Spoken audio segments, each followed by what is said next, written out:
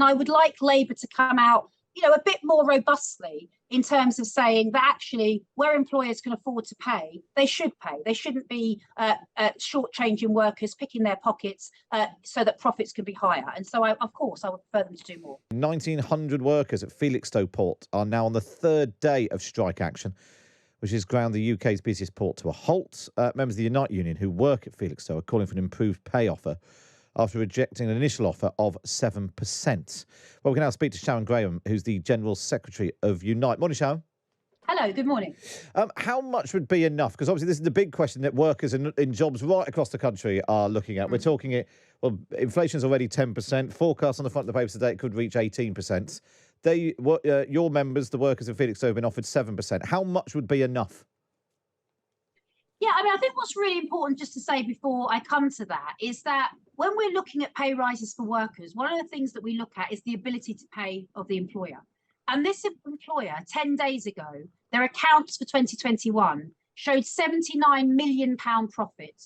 They gave £42 million to shareholders, and their profits are up 28% on last year. So effectively, the reality is that this company has a huge ability to pay. They've made more profit in 2021 than they had ever made at any time in their existence. And so when you've got a company like that, I think asking for an inflation pay rise, which literally means keeping your wages at level pegging, asking for an inflation pay rise of 10% should not be a big issue. We understand that employers make profit. I get that. That's absolutely part of the deal. But when you're making this type of profit, surely you shouldn't be asking your workers to take a pay cut.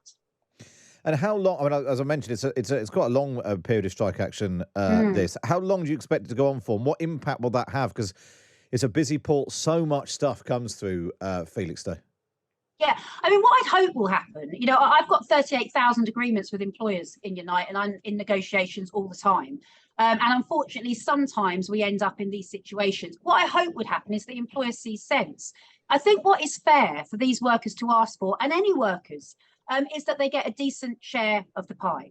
And in this situation, a decent share of the pie would be 10%, which is what they're asking for. So what I hope is that they come to the table. Let's have a continued conversation about making sure that these workers get properly remunerated. Unfortunately, though, if they are still hell-bent on saying no to that, then, of course, the strike action is obviously in its first phase. And then, of course, we'll have to be looking at second phases of strike action. But I don't want that. The workers don't want that. And this company clearly can afford to pay what's been asked. You mentioned you've got an awful lot of members who are in an awful lot of negotiations with employers right now. Yeah. Do you think, people use the phrase whether there's a summer of discontent or, the summer's nearly over now, judging by the weather. Are we heading for a sort of wave after wave of strike action in every possible sector that we can think of, not just the usual ones that, maybe we sometimes get used to, whether it being, trains and that sort of thing. But actually, when we start talking about ports and other parts of actually quite crucial national infrastructure, is that something we've got to get used to over the coming months, do you think? Well, I suppose when you look at it from a worker's perspective, and for me, my job as the General Secretary of Unite is to be in the corner of workers. And we do that in a brains and brawn way. I've got forensic accountants that I've brought in to look at detailed accounts of the employers we negotiate with. So we know ability to pay. And I think for workers, they've had a spring, summer, autumn, winter of discontent. And it looks like it's going to be very, very difficult as we move forward in the next few years. And so therefore, what I want to make sure is that they get their piece of the pie. Many employers do that, I have to say. 38,000 agreements we have with employers in Unite. And many employers realise they don't have to share around, the good fortune in terms of profit. Sometimes you get a situation like Felixstowe and like BA before, but that now is obviously, for this year anyway, has got resolution, where they dig their heels in and say, even though we are making profit, we're not going to pass some of that profit onto the workers. And I think that's just wrong, really. And therefore, what I hope is that employers do the right thing. It's their actions that cause strike, not the other way around. But of course, if they don't do the right thing, then unfortunately, yes, I'm sure we will see more of these types of actions. I was quite struck by something you tweeted yesterday, Sharon. You said there was no Westminster hero coming to save us. Decades of empty promises and petty parliamentary grudges have left working people fighting for scraps while bosses enjoy record profits. Is Keir Starmer not your Westminster hero?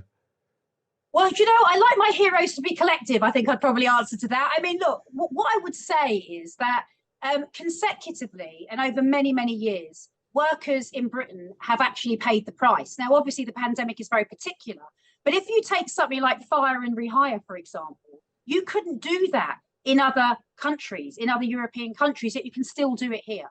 So my job when I was elected, and I was elected on this mandate, is that will be waking up every morning and my job will be focused on the jobs, pay and conditions of my members. I hope the Labour Party do what they're supposed to do as the voice for workers in Westminster, and not be embarrassed to stick up for workers, because quite frankly, workers need as many people in their corner as possible.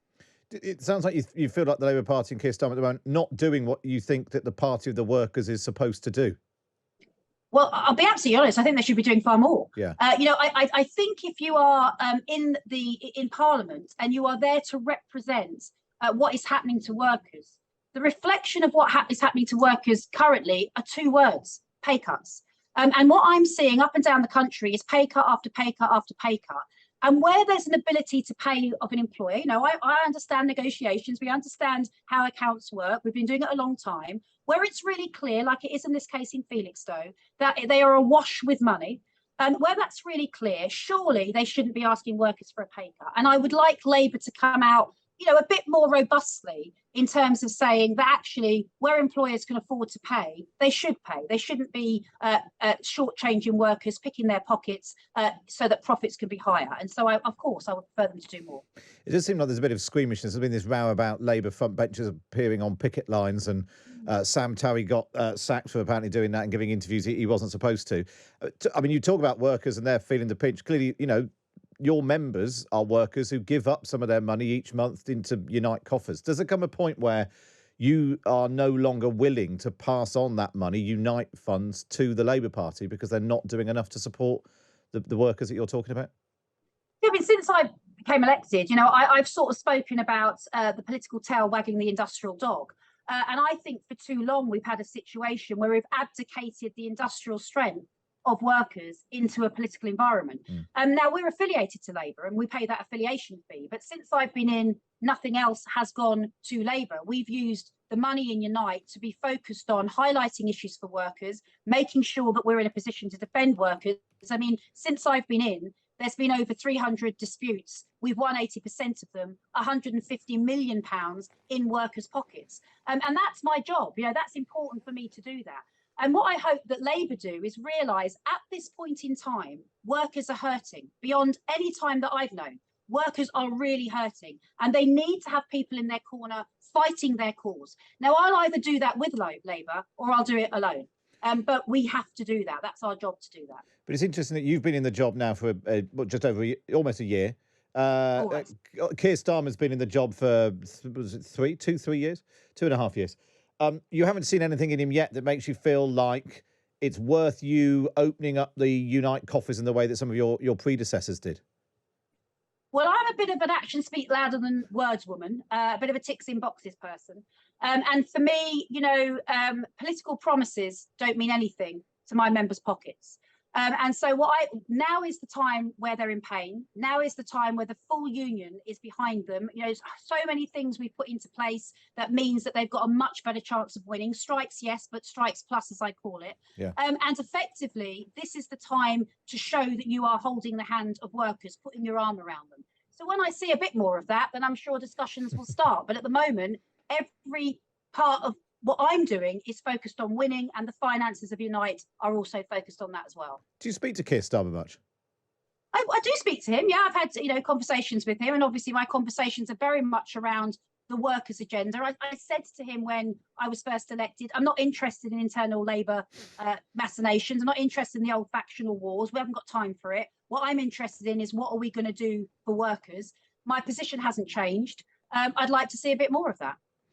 It's really good to speak to you, Sharon, and let's keep in touch, because I imagine there'll be more of these issues over the coming weeks and months. Sharon Graham, General Secretary of Unite, thanks so much for joining us on Times Radio and reflecting on there's the particular situation in Felixstowe, but as she was saying, in Unite Union negotiations with employers right across the country.